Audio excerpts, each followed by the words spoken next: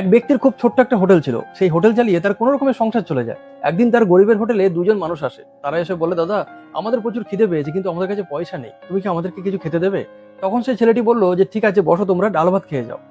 যথারীতি তারা খেয়ে দিয়ে চলে যায়। পরের দিন তারা দুজনে আবার সেই হোটেলের সামনে এসে দাঁড়িয়ে আছে। তো হোটেল মালিক বুঝতে পেরে তাদেরকে ডেকে বলে, কি হয়েছে, পয়সা নেই, খিদে পেয়েছে, তো বসো, ডাল ভাত খেয়ে যাও, তোমরা লজ্জা পাবে না, যখনই পয়সা থাকবে না, খিদে পাবে, আমার এখানে এসে ডাল ভাত খেয়ে যাবে।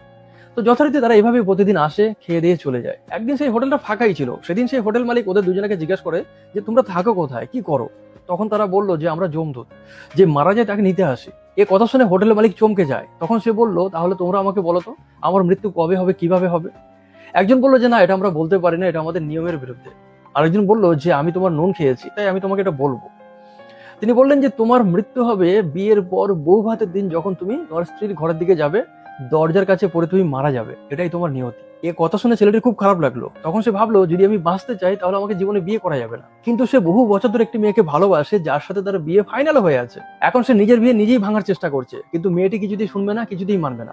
শেষমেশ ছেলেটি তাকে সবকিছু সত্য খুলে বললো। মেয়েটি বলছে, আমি এসব বিশ্বাস করি না, আমি তোমাকে ছাড়া বাঁচবো না, বাঁচতে হয় তোমার সাথে, মরতে হয় তোমার সাথে। শেষমেশ ছেলেটি বাধ্য হয়ে বিয়ে করিয়ে নিল। যথারীতি ছেলেটি যখন বৌভাতের দিন তার স্ত্রী ঘরের দিকে যাবে, দেখে যে সেই দুজন যমদূত এসে দরজার সামনে দাঁড়িয়ে আছে। সে তখন যমদূতদেরকে বলল যে আমাকে একটুখানি সময় দাও, আমি আমার স্ত্রীকে সান্ত্বনা দিয়ে আসি।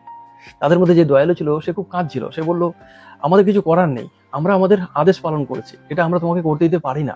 যখন ওই ছেলেটির সঙ্গে যমদূতদের এভাবে কথাবার্তা চলছে, তখন মেয়েটি ভেতর থেকে সবই শুনতে পাচ্ছে। তখন সেই মেয়েটির মনে হলো যে আমার স্বামী আমাকে যা বলেছিল সবই সত্য বলেছিল। তখন সে কাঁদছে যে আমি যদি তাকে বিয়ে করার জন্য জোর না করতাম, তাহলে আজ সে বেঁচে থাকতো, আজ আমার জন্য তাকে মরতে হবে। ঠিক এমন সময় ঘরের পেছনে জানলায় কেউ একজন বারবার করে ঠকঠক করছে। মেয়েটি উঠে গিয়ে জানলা খুলতেই দেখলো যে একজন মহিলা দাঁড়িয়ে আছে এবং তিনি হামো করে কাঁদছেন। সেই মহিলা বলছে, মা আমি দুদিন ধরে কিছু খেতে পাইনি, আমার পেটে একটা বাচ্চা আছে, বাচ্চাটা না খেতে পেয়ে মারা যাবে, দয়া করে আমাকে কিছু খেতে দাও। তো তখন সেই নতুন বউটি ভাবছে যে একটু পরে আমার স্বামী মারা যাবে, আমার ঘরে এসব খাবার দাবার কোন কাজে লাগবে, যা আছে জানলা দিয়ে সব খাবার সে মহিলাকে দিতে থাকে।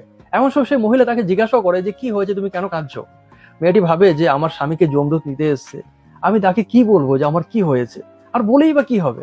মেয়েটি তার কথার কোনো উত্তর দেয় না। যাই হোক, ওইদিকে ঘরের সামনে তার স্বামী যমদূতের সাথে কথা বলছে।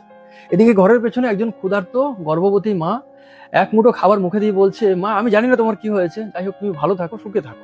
দ্বিতীয় মুঠো খাবার খেয়ে তারপর একটু জল খেয়ে সে বলল, তুমি তোমার স্বামী সন্তান নিয়ে 100 বছর সুখে বাঁচো। একথা বলার সাথে সাথে এই যমরাজ যমদূতদেরকে ডেকে পাঠালো, তোমরা সবাই ফিরে এসো, ওই ব্যক্তিকে তোমরা নিয়ে আসতে পারবে না, ওকে যে আশীর্বাদ করেছে সেটা খণ্ডন করার ক্ষমতা আমার নেই। আশীর্বাদ খুব মূল্যবান জিনিস, পারলে জীবনে প্রচুর আশীর্বাদ কামান। ভালো থাকবেন সবাই।